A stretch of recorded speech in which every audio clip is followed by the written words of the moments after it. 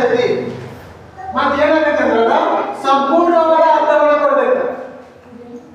ಸಂಪೂರ್ಣವಾದ ಅರ್ಥವನ್ನು ಕೊಡ್ಬೇಕು, ಜೊತೆಗೆ ವಿವೇಕವನ್ನು ಹೊಂದಿರಬೇಕು. ಸೆನ್ಸ್ ಅಂದ್ರೆ ವಿವೇಕ.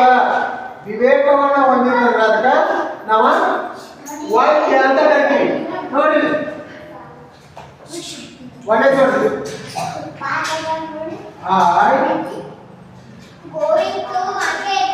I go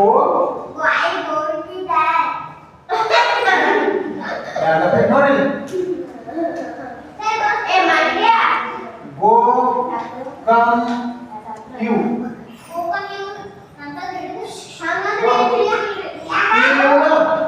ಇದೇನಾಗೈತಿ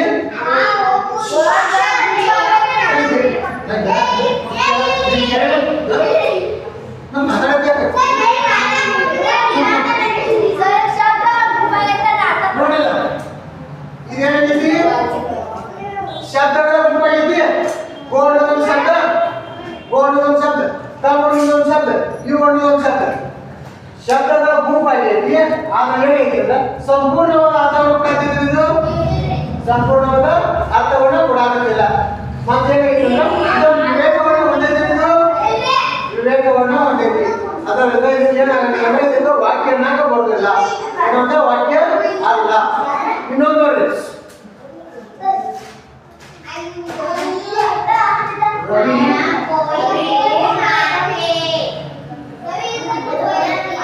drinks tea.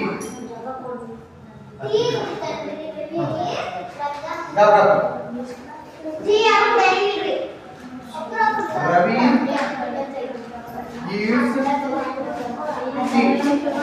ಇದರ ಅರ್ಥ ಏನ್ರಿ? ರವಿ ಚಾ ಕುಡಿಯುತ್ತಾರೆ. ಈಟ್ ಅಂದ್ರೆ ತಿನ್ನು, ಈಟ್ ಅಂದ್ರೆ ನಿಮ್ಗೆ ಹೇಳಕ್ ಬರಲ್ಲ. Ravi eats tea. ರವಿ ಚಹಾವನ್ನು ತಿನ್ನುತ್ತಾನೆ. ಕರೆಕ್ಟ್ ಅನ್ರಿ?